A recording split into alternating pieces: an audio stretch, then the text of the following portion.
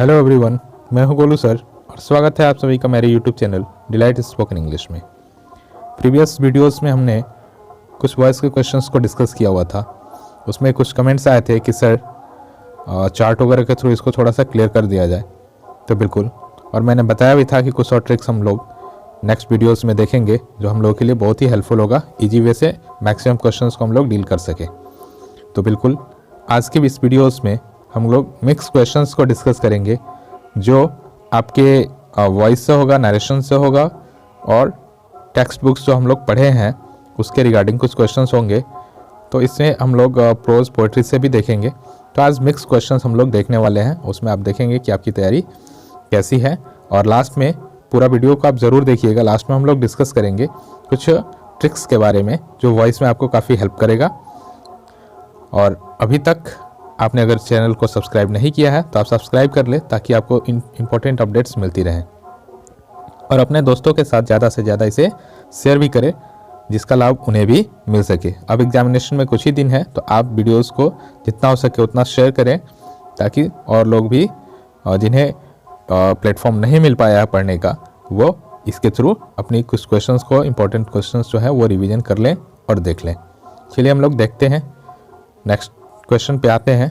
अब हम लोग फर्स्ट क्वेश्चन जो है वो आपको डायरेक्ट से इनडायरेक्ट स्पीच के क्वेश्चन से लिया गया है जिसको हम लोग शॉर्ट में नरेशन भी कहते हैं। इसके लिए आपको 3 चीज़ें इंपॉर्टेंट है। नरेशन में आपको फर्स्ट 3 चीज़ें देखना होगा।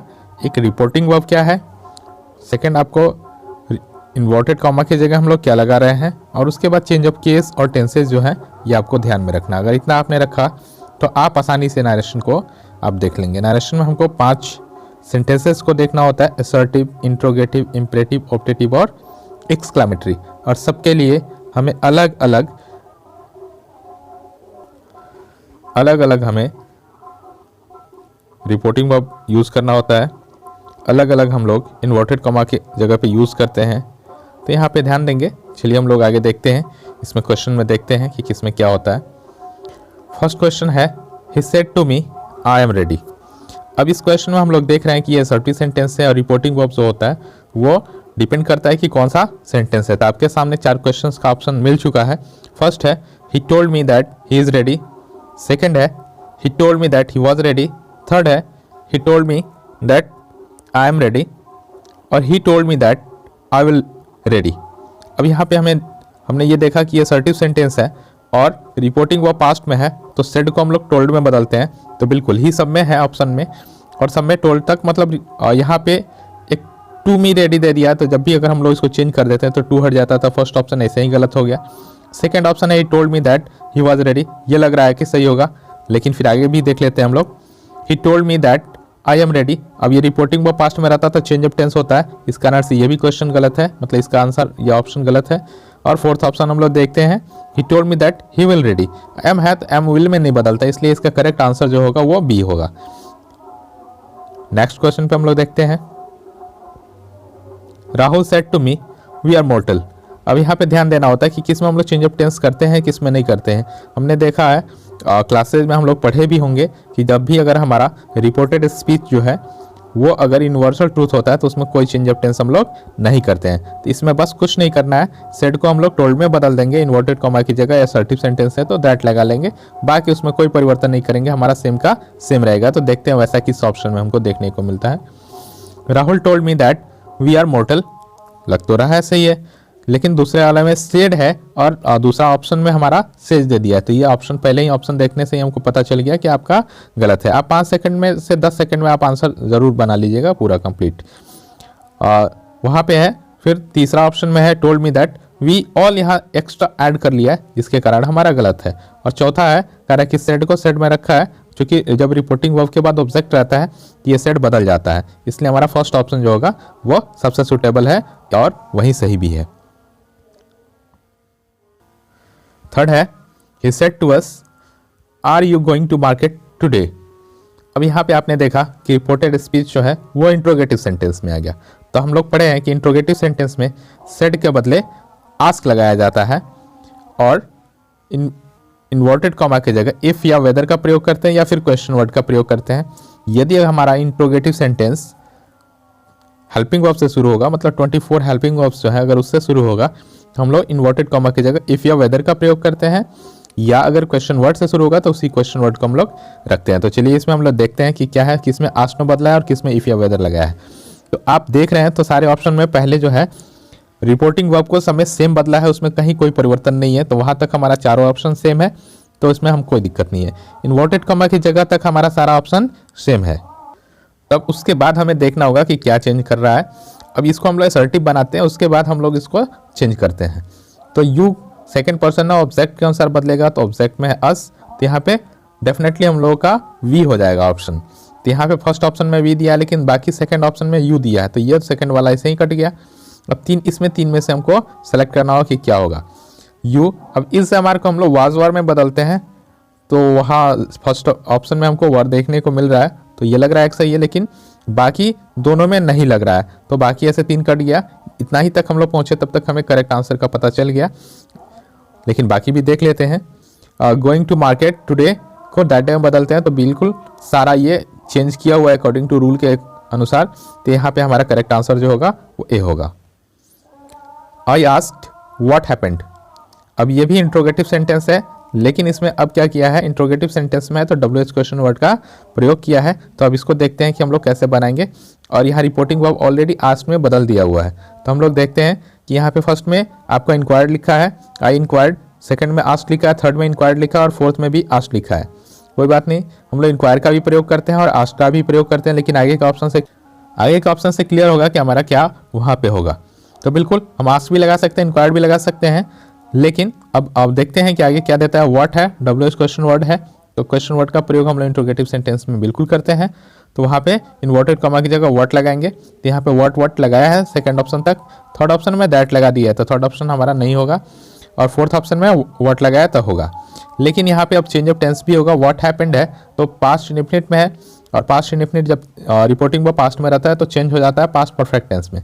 तो पास्ट परफेक्ट टेंस हमें सबसे लास्ट में देखने को मिल रहा है, बाकी सारा किसी ऑप्शन में पास्ट परफेक्ट टेंस नहीं है, इसलिए इसका करेक्ट ऑप्शन जो होगा वो आपका डी होगा। नेक्स्ट क्वेश्चन हम लोग देखते हैं। अब ये क्वेश्चन जो है आपके बुक से लिया गया है, आप बताएं कि कौन से चैप्टर से ये क्वेश्चन लिया गया है। Benjy left school at the age of dash. अब बेंजे जो है वो किस लेसन का कैरेक्टर है। यहाँ हम लोगों ने देखा था कि बेंजे जो है वो द अर्थ का कैरेक्टर है, मतलब ये द अर्थ चैप्टर से ये कैरेक्टर लिया गया। तो बेंजे कितने साल की अवस्था में स्कूल को छोड़ चुका था। यहाँ पे हमने देखा था कि 12, 13, 14 और 15। तो बेंजे स्कूल छोड़ चुका था 14 ईयर्स की अवस्था में, इसलिए यह हम लोगों का करेक्ट आंसर जो होगा वो सी है। अगला है the earth is a dash. Earth क्या है, और इस प्रकार से प्राय आपसे पूछ लिया जाता है ऑप्शन कि चैप्टर को दे देगा कि वो एसे है, स्टोरी है, स्पीच है या फिर क्या है। तो इसी में आपसे पूछा गया है कि द अर्थ क्या है, ड्रामा है, स्टोरी है, पोइट्री है या ऐसे है। तो पोइट्री तो है नहीं, इसको हम लोगों ने प्रोज सेक्शन में पढ़ा था। अब इस 3 में से हमको चुनना है। तो यहाँ पे हमने पढ़ा था कि द अर्थ जो है वो एक स्टोरी है, और इसका करेक्ट ऑप्शन जो होगा वो सी होगा। Benjy left his dash on the payment. Payment पे किसको ले जाके बेंजे छोड़ के आया था। अपने वाइफ को छोड़ के आया था, अपने सिस्टर को छोड़ के आया था, अपने ब्रदर को छोड़ के आया था, या अपने पेरेंट्स को छोड़ के आया था। तो इस कहानी के लास्ट में एंड पॉइंट में हमने देखा था कि बेंजे जब उसको अपने पेरेंट्स से झगड़ा हो गया था, उनके साथ सेटलमेंट नहीं हो पाया था, तो वो बोला कि आप लोग यहाँ से चले जाएं तो अच्छा होगा, और वो उन्हें ले जाके फुटपाथ पे छोड़ के भी आया था। तो यहाँ पे इसका करेक्ट ऑप्शन जो होगा वो डी होगा। नेक्स्ट क्वेश्चन जो है वो हम लोग देखते हैं, इंडिया थ्रू ट्रेवलर आइज से लिया गया है। India through travellers eyes is written by. India through travellers eyes जो है वो किसके द्वारा लिखा गया है। पर्ल एस बक के द्वारा, एंटन चेकोव के द्वारा, एच ई बेट्स के द्वारा या सिगानॉय के द्वारा। तो आपने देखा था कि पर्ल एस बक जो है उन्होंने इंडिया थ्रू ट्रेवलर आइज को लिखा है, तो इसलिए इसका करेक्ट ऑप्शन जो होगा वो ए होगा। Lomov was the dash of Chubukov. Lomov जो था वो चोबकोव का क्या था, उनका पड़ोसी था, उनका एनिमी था, उनका फ्रेंड था या फिर उनके सिस्टर था। तो यहाँ पे हमने देखा था कि लोमोव और चोबकोव ये 2 मैरिज प्रपोजल के चैप्टर के पार्ट थे, ये लोग दो उसके कैरेक्टर थे, और लोमोव और चोवकोव एक दूसरे के नेबर थे, इसलिए इसका करेक्ट ऑप्शन जो होगा वो ए होगा। Dash is the daughter of Chubukov. Chubukov के डॉटर का नाम क्या था? मतालिया था, नतालिया था, रतालिया था या सतालिया था? तो जैसा हम लोग पढ़े थे कि उनकी बेटी का नाम, चोवकोव की बेटी का नाम नतालिया था, तो इसका करेक्ट ऑप्शन जो होगा वो बी होगा। हम लोग नेक्स्ट क्वेश्चन पे चलते हैं। Dash says that he is having a heart failure. कौन कहता है कि उसका हार्ट जो है वो फेल हो रहा है, लग रहा है कि उसका हार्ट फेल कर जाएगा? तो आपने देखा था कि लोमोव जो था वो एक नर्वस टाइप आदमी था, और बार बार बात में वो कहता था कि मुझे लगता है पैरालाइज हो गया है, मेरा हार्ट फेल कर रहा है। बहुत सारे प्रॉब्लम्स उसके साथ घटित हो रहे थे, तो इसलिए हम कह सकते हैं कि इसका करेक्ट ऑप्शन जो होगा वो ए होगा। The ownership of dash is disputed. आपने देखा होगा कि जब भी हम लोग इस पार्ट को पढ़े होंगे मैरिज प्रपोजल, तो उसमें नतालिया और लोमोव के बीच कुछ मुद्दों पे लेके डिस्कस हो रहा था। तो कौन से मुद्दे थे जिस पे नतालिया और लोमोव के बीच झगड़े हो रहे थे? तो इसमें कहा गया कि किस चीज़ों को लेकर डिस्प्यूटेड था? ऑक्स मेडोज को, बुल मेडोज को, काउ मेडोज को या गोट मेडोज को? तो यहाँ पे हमने देखा था कि ऑक्स मेडोज को लेके नतालिया और लोमोव के बीच झगड़े हो रहे थे। इसका करेक्ट ऑप्शन ए होगा। अब marriage proposal is written by. Marriage proposal को किसने लिखा है? एंटोन चेकोव ने, परलेस बक ने, एचिबेट्स ने या डॉर्थी एल्सेयर्स ने? तो किसने लिखा है? तो परलेस बक तो हमारी नहीं लिखी है, इसलिए इसका करेक्ट ऑप्शन जो होगा वो ए होगा, एंटोन चेकोव। यहाँ से कुछ क्वेश्चन हमने टाइम एंड टेंस से ऐड किया है। देखते हैं टाइम एंड टेंस में आपने कितना प्रैक्टिस किया है। He never dash a lie.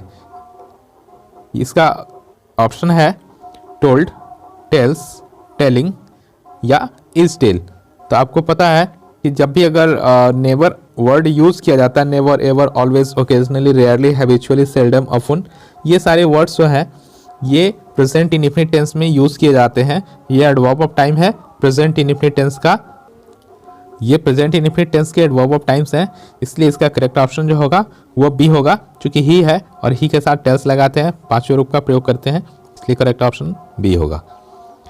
When he dash I was reading a book. अब यहाँ दो एक्टिविटीज़ है, एक एक्टिविटीज़ पहले से कंटिन्यू है, तब सेकंड एक्टिविटीज़ शुरू हो रहा है। तो when he dash I was reading a book मतलब जब वो आया तो मैं किताब पढ़ रहा था।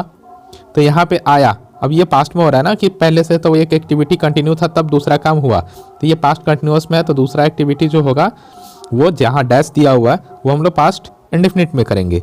तो पास्ट इंडेफिनिट में सेकेंड फॉर्म का प्रयोग किया जाता है, तो फर्स्ट ऑप्शन में अराइव्स है, फिफ्थ फॉर्म में नहीं हो सकता है, इज अराइविंग है, कंटिन्यूअस होगा, नहीं हो सकता है।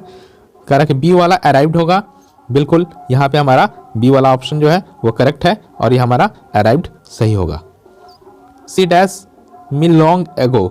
अब जब भी वर्ड आता है एगो तो यहाँ पे ये पास्ट इंडेफिनिट टेंस में यूज़ किया जाता है, तो हम देखेंगे कि पास्ट इंडेफिनिट का कौन सा इसमें ऑप्शन मिल रहा है। तो मेट, पहला ही ऑप्शन हमें मिला मेट, और सेकेंड फॉर्म है, इसलिए इसका करेक्ट ऑप्शन जो होगा वो मेट होगा। नेक्स्ट क्वेश्चन पे चलते हैं। Honesty dash the best policy. ये बहुत ही अच्छा क्वेश्चन है, इसमें लोग अक्सर कंफ्यूज हो जाते हैं कि यहाँ पे कौन सा यूज़ हम लोग करेंगे।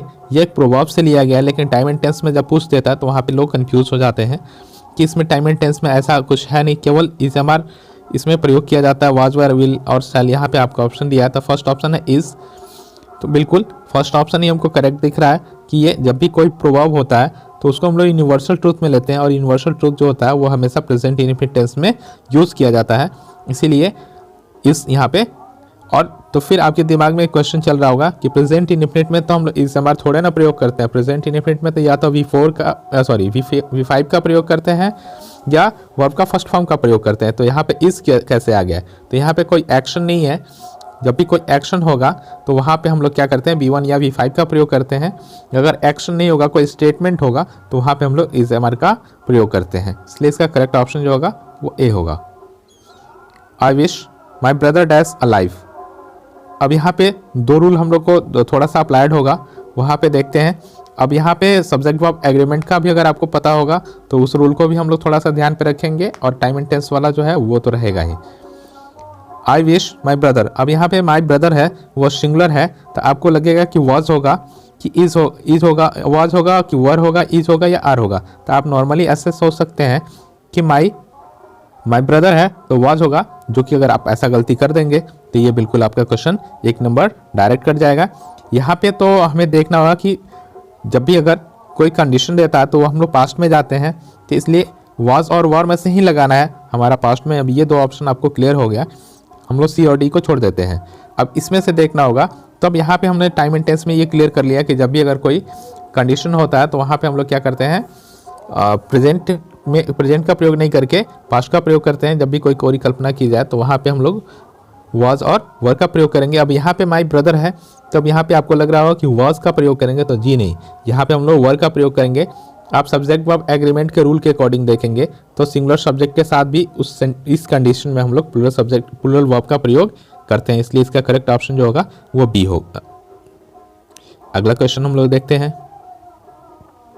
अब यहाँ मैंने आपको जैसे प्रॉमिस किया था स्टार्टिंग में कि हम लोग कुछ डिस्कस करेंगे वॉइस के शॉर्टकट तरीकों के बारे में, जो आपको बहुत ही हेल्प करेगा एग्जामिनेशन में। तो मैंने कोशिश किया है आपको जहाँ तक चार्ट के थ्रू हो पाए एक्सप्लेन करने का, वो मैंने इसमें किया हुआ है। आगे हम लोग इसमें देखते हैं इंट्रोगेट, पहला हम लोग को देखना होता है असर्टिव सेंटेंस, दूसरा हम लोग को इंट्रोगेटिव, और थर्ड हम लोग को इंपरेटिव सेंटेंस देखना होता है। तो आज अगर आप लोग अधिकांश क्वेश्चन जो है आपको टेंस से पूछ लेता है, और उसके बाद मॉडल वर्ब से पूछता है और इन्फिनेटिव से पूछता है। तो मैंने इसमें चार्ट में आपको शॉर्ट में डिस्कस किया है।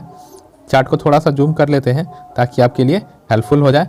तो हमको लिखा है कि active and passive voice rules for tenses, tense के हमें रूल को देखना है। तो एक्टिव एक तरफ एक रो में अपने एक्टिव और एक तरफ दूसरे में आपको पैसिव देखने को मिलेगा।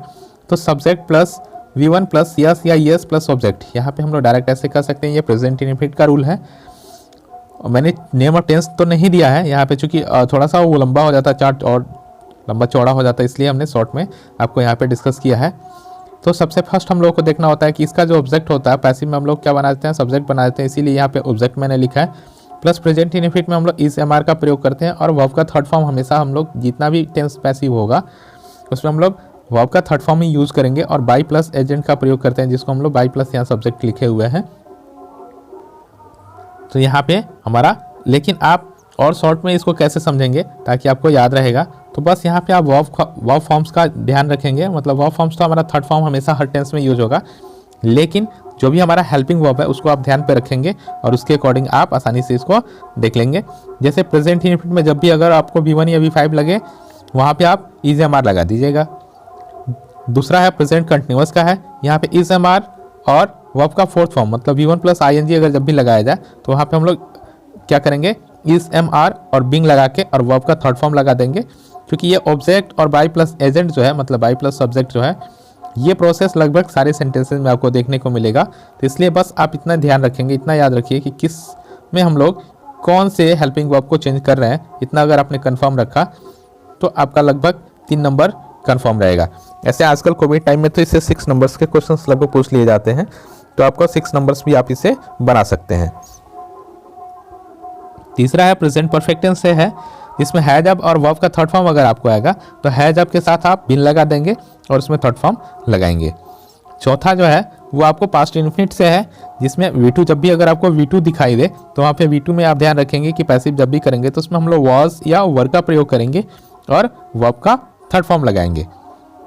और उसके बाद नेक्स्ट में है 5वें नंबर पे आपका वॉज वर और V4 दिख रहा होगा, मतलब V1 plus ING that is called V4, verb का फोर्थ फॉर्म होगा। तो यहाँ पे जब भी वॉज वर के बाद फोर्थ फॉर्म लगा दे तो यहाँ वॉज वर और बिंग लगा के और हमेशा थर्ड फॉर्म। पैसिव वॉइस में याद रखना है कि हमेशा कोई भी टेंस हो उससे कोई मतलब नहीं है, हमेशा हम लोग थर्ड फॉर्म का प्रयोग करेंगे। यहाँ और जूम कर देता हूँ ताकि आपको अच्छे से दिखाई दे। यहाँ पे नेक्स्ट जो है वो हैड और वर्ब का थर्ड फॉर्म है, तो हैड और थर्ड फॉर्म का प्रयोग हम लोग पास्ट परफेक्ट टेंस के लिए करते हैं। तो यहाँ पास्ट परफेक्ट टेंस में जब भी आएगा तो हम लोग हैड बिन लगा देंगे और थर्ड फॉर्म लगाएंगे। उसके बाद है फ्यूचर इंडेफिनिट टेंस का प्रयोग, विल सेल। यहाँ पे ध्यान देंगे कि फ्यूचर इंडेफिनिट में हम लोग विल सेल लगाते हैं। यहाँ पे केवल विल ही लिखा गया है क्योंकि सब्जेक्ट के अनुसार, तो यहाँ पे विल या शैल अगर जब भी दिखेगा तो वहाँ पे आप क्या करेंगे, V1 का प्रयोग करेंगे और पैसिव वॉइस में विल बी और शैल बी का प्रयोग करेंगे और हमेशा थर्ड फॉर्म का यूज़ करेंगे। फिर उसके बाद हम लोग फ्यूचर कंटिन्यूअस में नहीं बनाते हैं, फ्यूचर परफेक्ट टेंस में बनाते हैं। तो फ्यूचर परफेक्ट टेंस में विल शैल या हैव लगता है, यहाँ पे मैंने केवल विल लिखा है। आपको अगर शैल मिलेगा तो वहाँ पे शैल भी रहेगा, कोई इशू नहीं है। तो विल शैल प्लस हैव और वर्ब का थर्ड फॉर्म रहेगा। तो यहाँ पे चूँकि ऑप्शन बहुत ही हम लोगों को मतलब ज़्यादा नहीं देना था, यहाँ पे वो स्पेस बहुत ज़्यादा नहीं था, इसलिए मैंने केवल विल का प्रयोग किया है और सोचा कि मैं ओरल आपको बता दूंगा। तो यहाँ पे आप ध्यान रखेंगे कि यहाँ पे शैल भी हमारा आएगा, ऐसा नहीं है कि केवल विल ही रहेगा, शैल का भी हम लोग प्रयोग करते हैं यहाँ पे। तो जब भी अगर विल या शैल आएगा और हैव प्लस थर्ड फॉर्म रहेगा तो वहाँ पे हम लोग क्या करेंगे, हैव और बीन लगा देंगे। जहाँ पे भी एक चीज़ आपने कॉमन नोटिस किया होगा कि जहाँ जहाँ हैव लगा है वहाँ हम लोग बीन लगा रहे हैं, और जहाँ जहाँ इज एम आर लगा है वहाँ पैसिव में हम लोग बिंग लगा रहे हैं। इस बात को आप शॉर्टकट तरीके से याद रखेंगे।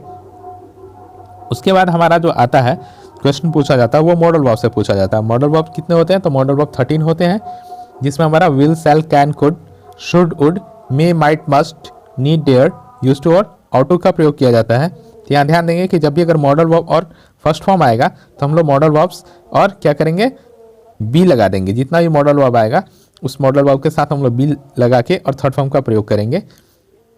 अगर मॉडल वर्ब प्लस हैव आ जाता है, अगला हम लोगों का रूल है कि अगर मॉडल वर्ब और हैव आ जाता है तो मॉडल वर्ब के साथ हम लोग थर्ड फॉर्म तो लगाएंगे ही हैव के साथ। तो उसमें हमारा जब भी अगर हैव आएगा तो उसमें हम लोग क्या लगा देंगे, बिन लगा देंगे। वही सेम मॉडल वर्ब रहेगा, उसमें हम लोग हैव लगाएंगे। ये हैव का हैव ही रहेगा, कभी हैज़ में चेंज नहीं कीजिएगा आप। मॉडल वर्ब आपका वही रहेगा। देख लीजिएगा अगर विल शैल अगर आता है तो सब्जेक्ट के अनुसार थोड़ा सा चेंज हो जाता है, लेकिन बाकी में हमारा सेम ही रहता है। अगर कैन एक्टिव में है तो पैसिव में भी कैन ही रहेगा, है ना। कुड है तो कुड रहेगा, मे है तो मे रहेगा, माइट है तो माइट रहेगा।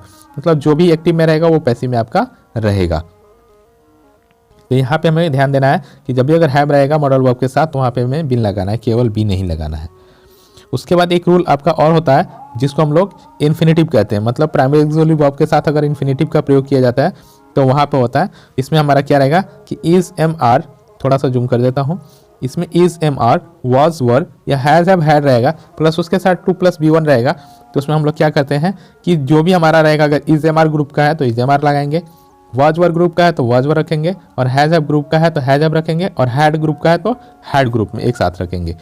और यहाँ पे हमारा 2 + B जरूर कर देंगे। 2 + B1 जब भी आएगा तो वहाँ पे हम लोग 2B लगा देंगे और वर्ब का थर्ड फॉर्म हम लोग लगा देंगे। इस प्रकार से आप इतने शॉर्ट तरीके से आप इसको देख सकते हैं, याद रख सकते हैं, ठीक है। तो यहाँ पे आपका टोटल A to Z आपका कंप्लीट हो जाएगा। यहाँ से आप आसानी से इसको देख सकते हैं। इसका आप चार्ट को नोट कर लीजिएगा और आसानी से आप पैसिव वॉइस में इसको चेंज कर लीजिएगा। और अपने दोस्तों, अगर आपको वीडियो अच्छा लगा हो तो आप इसे लाइक करना ना भूलें। आप अधिकांश लाइक करना भूल जाते हैं। और अपने दोस्तों के साथ ज़्यादा से ज़्यादा शेयर करें।